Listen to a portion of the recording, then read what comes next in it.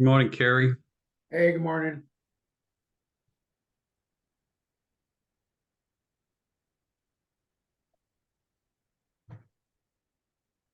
Sorry about your mom. Yeah, the timing is it's just frustrating, unfortunately, but it is what it is, as they say. Uh, Crazy.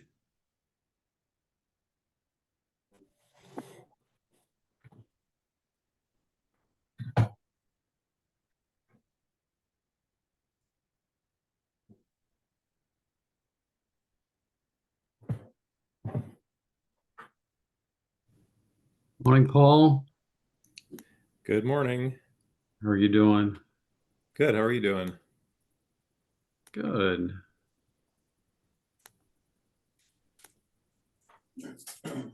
There it goes. Getting all the buttons clicked here. Yeah, me too. Just trying to do a few things.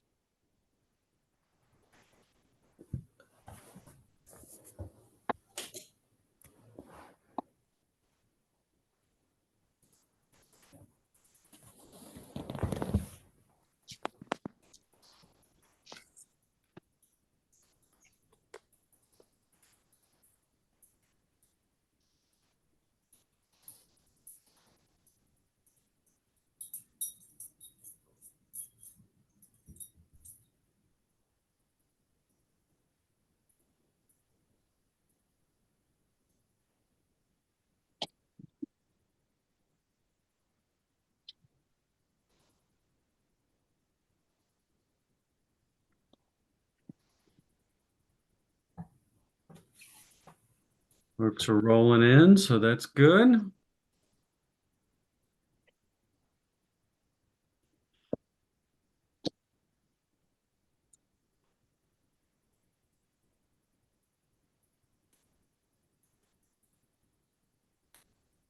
Hey Martin, this is Denise. Hi, Denise. I need to turn off my volume so you guys don't hear me. Just a second. Okay.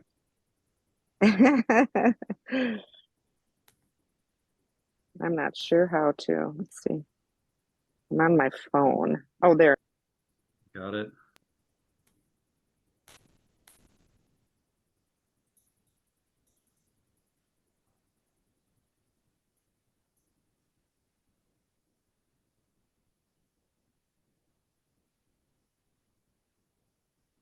Wait just one more minute. Andrew is going to join us from Australia. It's coming up on 2 a.m. his time, so he'll be half awake.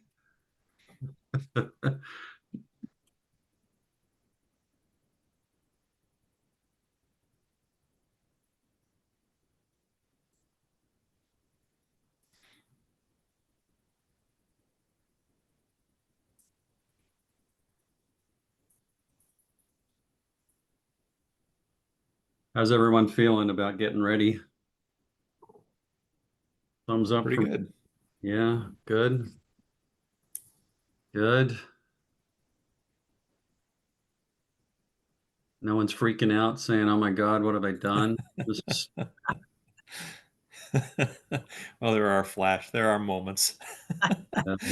yeah. I just remember several moments, particularly, like day two, and you're looking at the mountain and you're looking up and you're going, seriously, we're going to do that? What were we thinking? This is nuts. Yeah, you kind of pinch yourself and like, Yep. crazy.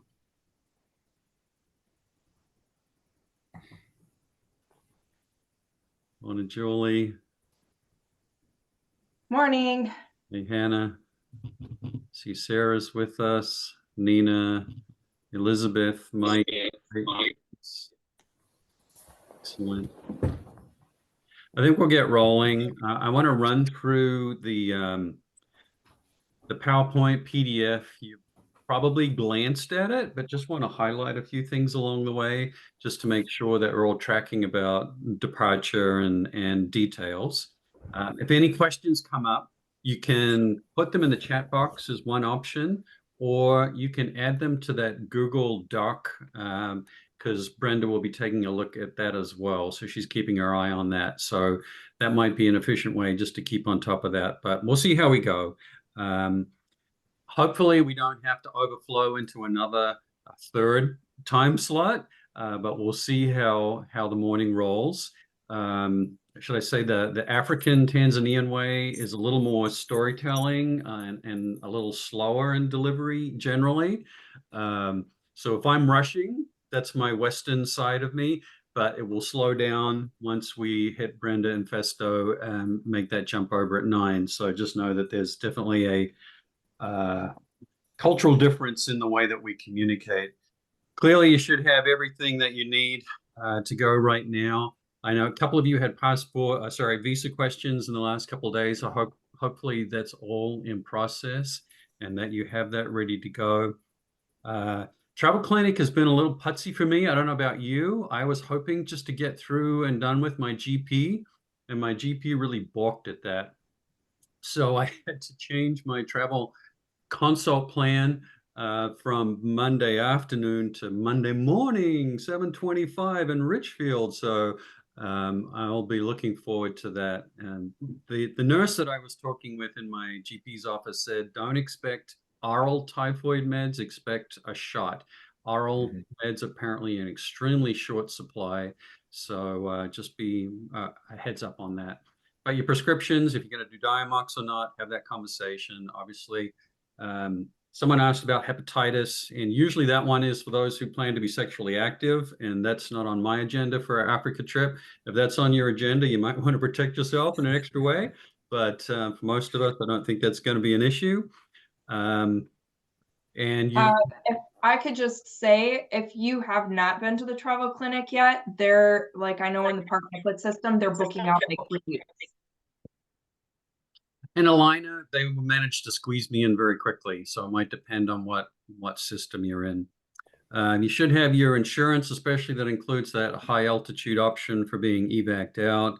The traveler information, that's the one from Brenda, and she pushed to get that all done. So you should have all submitted your flight info, in and out, all of that kind of stuff. Rental equipment, paying US dollars upon arrival. Someone had asked the question, can you still order? Yes, I know that. Okay. So I know Brenda will reinforce that, but that link should still be alive and should still be available. Tip money, we're going to have a little bit of a slight increase, and I'm waiting for Brenda to get me an updated tip high-low spreadsheet, so that'll be coming. And I've got a little more info on that down the line here. Most of you who have traveled overseas will know that your phone may or may not work depending if you have an international plan on your device or not. WhatsApp is a good way to connect via Wi-Fi from the hotel, and you don't need any other plans or anything like that. No one on previous trips has taken the effort to get a SIM card. That's just a kind of a real pain in the butt, and really not necessary unless you're planning on working from the mountain, and most of you are not. Wi-Fi in the lodges can be a little sketchy, but it's usually the time to connect and catch up at the end of the day. Very limited cell reception on the mountain. Don't be surprised if you have none. To avoid excess fees, airplane mode is the way to go. And obviously that just makes sense. A couple of you haven't given me your cell phone numbers yet that I believe that I haven't received yet. So if you can just text me, Ariel, Mike, Sarah, Hannah, and Becca, just so that I have that and we can keep that all listed and in one place. Backing up copies of your documents that you have, digital copies, but also, on your phone. You're going to have a printed hard copy. If you have a travel companion, you can share it with them, just so that we double up in the unlikely event that something goes missing.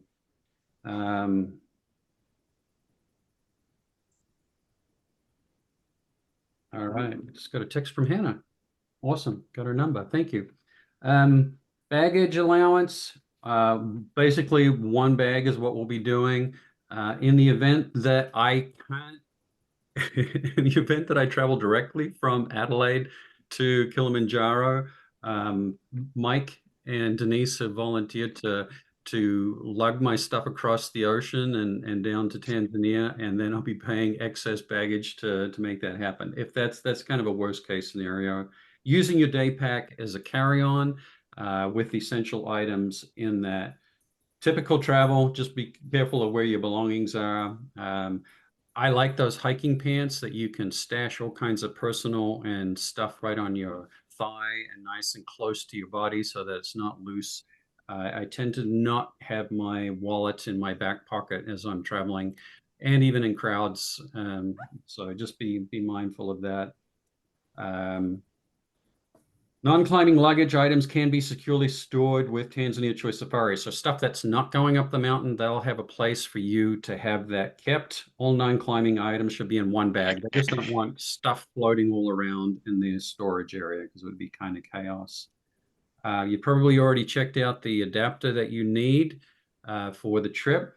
Some of the newer ones actually have a couple of USB ports on them, which are really nice and handy. Most of us don't even need these converter tools because everything is pretty tech savvy nowadays, but just to be mindful of that. I mean, the airport's still saying recommending 3 hours in advance. It seems a long time. Minneapolis is pretty efficient, but worst case scenario, just to make sure everything is ready, well, leave it to you, but and then try and connect with the group there. Suggested items for your carry-on. Day pack that you use on the mountain, your personal medications, obviously your passport, a printed copy of your visa, wallet, phone, personal items, charging cords, hygiene items for 24 hours, toothbrush, that kind of stuff. I think we're still limited to 3 fluid ounces. I've heard TSA's thinking about changing that rule, but I don't think it's formally been changed yet. Any food items you want to eat on the flight, all those electronics, charging cables.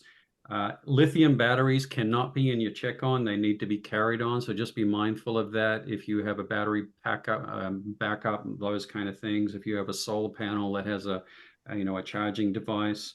Change of clothes. Usually I put in just a change of undies or something just in the event that a flight gets held up or something like that. We had one person in 2019 whose luggage didn't arrive until 24 hours later.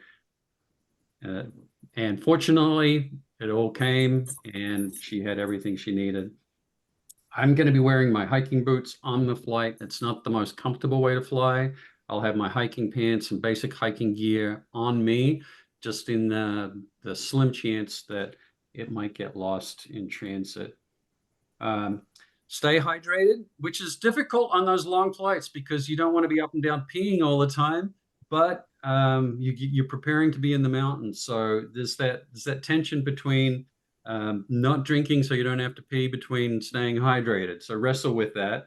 They really encourage extra hydration. As soon as we arrive, really start drinking, start putting fluids into your body, staying hydrated. Limiting alcohol and caffeine on the flight because they will dehydrate you. Walk around, stretch as needed. We got about 3.5 hours now in Amsterdam for those of us who are coming via Amsterdam, which is nice.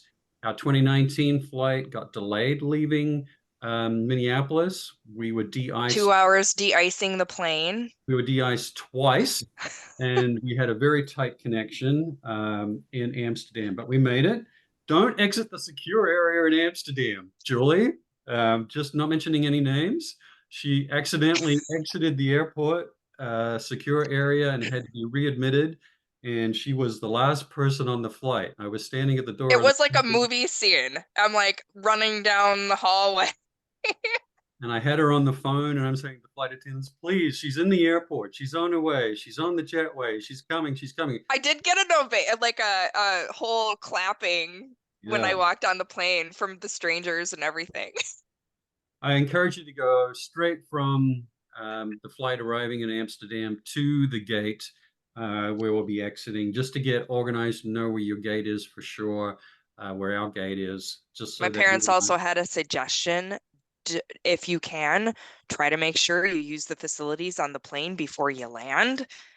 Because they recommend in Amsterdam, since they were recently there, go straight through to your next location and then find a bathroom. Yep, I would suggest that too. It's a busy airport, lots of flights going through there. If you haven't done the STEP program yet, the Smart Traveler Enrollment, it's just a really nice kind of backup. In the event of any kind of civil unrest or emergency, then the US government knows where you are and just a little bit easier to track your comings and goings. So arrival, it's disorienting to arrive in the tropics in the at night, but go with the flow. And it's kind of the African way, and you just follow the person in front of you. Obviously, this is a nice picture of what it looks like in the daytime. At night, you just follow the mob. Don't expect nice, neat lines inside the airport. There will be a mob of people all doing the same thing, straining to see where the heck you're supposed to go. And there aren't really people there being very helpful, pointing you or putting you in a line or anything like that. There will be two general lines. I have a visa. I need a visa. You should have your visa. Work towards the visa line as much as possible. Assuming I'm on the flight, I'm way in the back of the plane. I actually moved because someone booked recently and sat right next to me. And I was like, forget this. I want a couple seats to myself. So I'm way in the back, like third or fourth row in the back of the plane. So I won't be first out of the flight for sure. When you get to the baggage area, it's a very small baggage area, one carousel. More than likely, luggage will be removed from the carousel as it gets off the flight, and then we'll be standing around in the baggage area. So you may have to wander around to find your bag. There is a little security screening of your bag as it leaves the airport. Put it on a little conveyor, goes through the machine, pick it up, and then head out. Once you head out the door, we should be looking for these people. They may have a sign that says Tanzanoid Choice Safaris. They may have a sign that says Rachin. You may see Brenda or Kakasi. Festo will be there at the airport. So those are the faces you'll be looking for, but there should be signage there as well. And obviously we want to huddle around them as much as possible. And again, I'm going to be one of the last people off the flight. So have at it. If you want to hang with me and wait for me in the baggage area, you're welcome to, but you sure don't have to, as long as you have your bag. Or just follow me. I know these people too. Excellent. Thank you, Julie. So it's going to be after 9:30 before we get to, into the airport about 9:30, 24 kilometers to the lodge. It's going to be, it's just kind of fun. Everything is thrown on top of the bus, in the bus, everywhere, loaded up, rushed off, and then we'll pull into the lodge. Just a few things about that. Bottled water will be there in your rooms. They do have a gift shop. Massage services, and maybe particularly after, might be nice. And particularly maybe for the people who are not going on safari and have more time during the day to do that. And breakfast included at the lodge.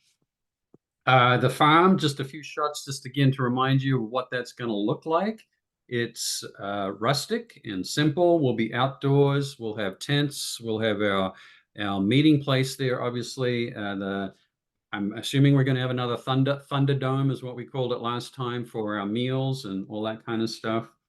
We'll get a little tour of the area from Kakasi, the farm owner, and see his bananas and his coffee and other stuff that's growing in the area. They just had a family celebration this last weekend, and he had, I don't know if it was a whole goat or a calf on a spit. Oh yeah, I saw that. That was crazy. So he and Africans in general love their meat. So camping, we'll do gear check. We'll walk around the farm, the village, have a look around. You'll need your headlamps and that kind of stuff. It's limited light outside on that night. There is a one toilet. They may bring in another porta potty, but certainly your last chance for showering will be at the lodge. I'm going to shower Wednesday morning. Before we leave for the farm, shower in the morning. That'll be your last real decent shower. As we leave Sunday morning, it's a slow process to get hiking and on the mountain. Everyone is eager and ready to hit the mountain and just get going. You've been planning this, you've been thinking about this for a year and a half, and you want to get going, and it's just slow. It's going to be 15 or 17 of us loading up the bus, 3 to 4 hours drive to the trailhead. There they do the weigh-in of everything, and we sign an official book as we enter the trail.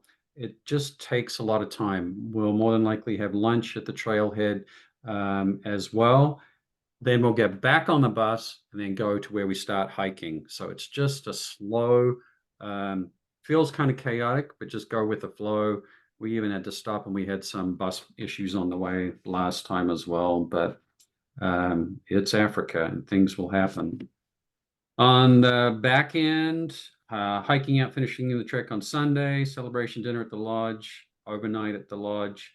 Monday morning, it's going to be a quick and early morning for people heading in different directions. Safari extension departs early. Brenda will give you a heads up on that. We've got 7 of you who are doing that. Hopefully, I'll be there and we'll be connecting with Kim doing a hospital visit in Safari. Savannah and Ruth are going to jump in on the hospital visit that day.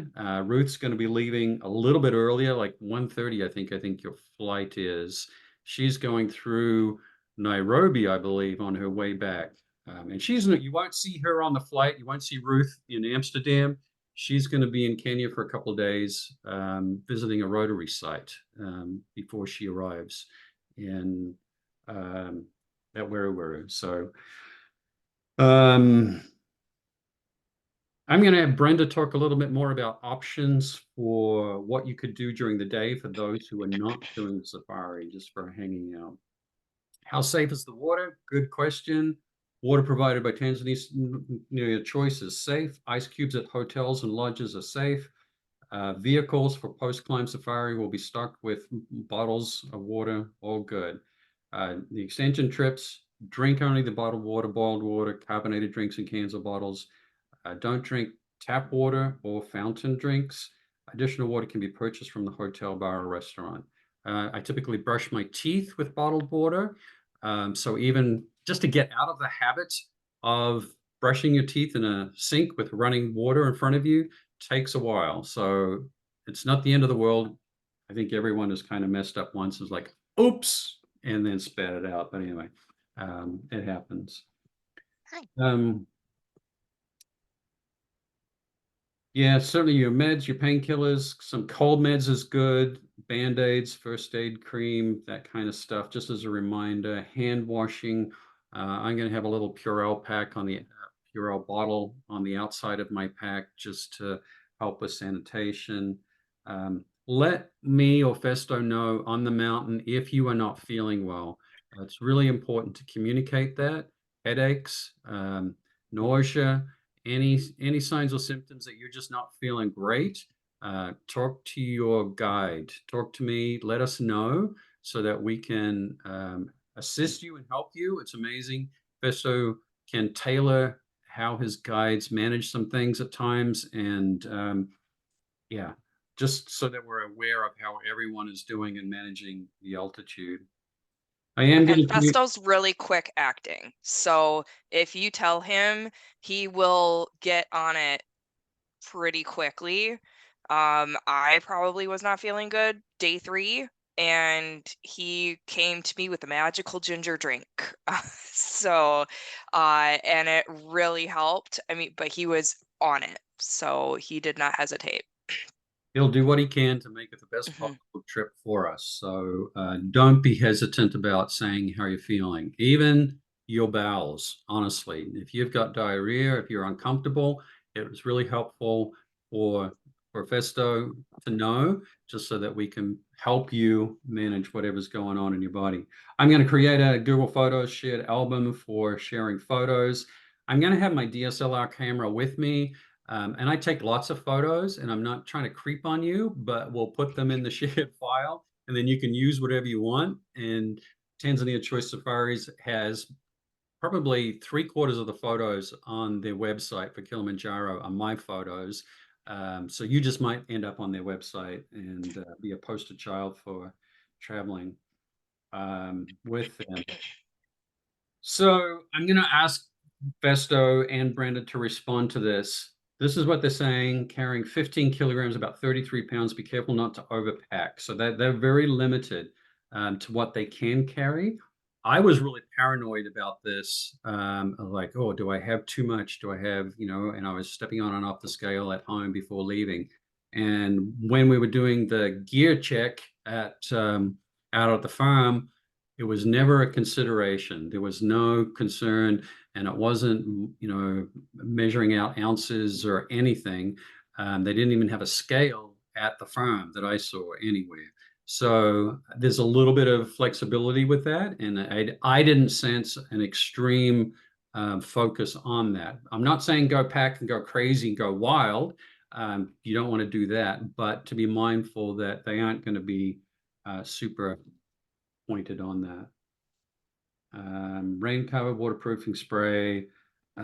I have a duffel that I'm going to use. So it compacts down, goes into my suitcase. When I get there, I'll open it up, and my duffel will be for transporting. But you can use your personal backpack, some easy carrying bag. You won't notice it going up the mountain. It'll be more than likely rolled up in like what you see in the photo as the porters are lugging it up the mountain in a different form. Yeah, they usually roll it up in like a tarp or some extra sort of bag to keep condensation off of it. So they'll take care of it. This is not the updated tip sheet yet. Still waiting for that. Just want to encourage you to bring smaller bills, 20 and smaller, because we are physically dividing cash on the mountain into envelopes that will go to the porters and to the cooks and to the guides. And it's really, really helpful to have those small bills. It's tempting just to, have a couple hundreds and a 50, but that's not helpful for tip management. So small bills, so you're going to probably need a bank visit to get some of those smaller bills. Mike has volunteered to be a tip manager on the mountain, and I'd be great if at least one or two other people would help him in sorting through that tip money. That would be great. If anyone else you don't have to decide right now, but you can certainly communicate and let Mike know that you'd be willing and able to do that. Some of you are going to do a little bit of shopping, African crafts such as baskets, wood carving, woven items, batiks, bargaining at stands as expected, fixed prices in shops. They have a value added tax, about 20%. That's in the quoted prices. Tanzanite may not be a good bargain. You're like, oh, I'm going to go to Tanzania. I should get some Tanzanite. Well, it may not be the best deal. Your personal choice, but just be cautious. On return, we're allowed up to $800 of duty-free items into the US. Keep your receipts. If you're going to go shopping and go crazy, that's your choice, but that's the recommendation. You'll get a customs form on the back or enter the customs information at the terminals when we arrive back in the US. So just be mindful of that. I encourage you to add these numbers to your phone as emergency contacts.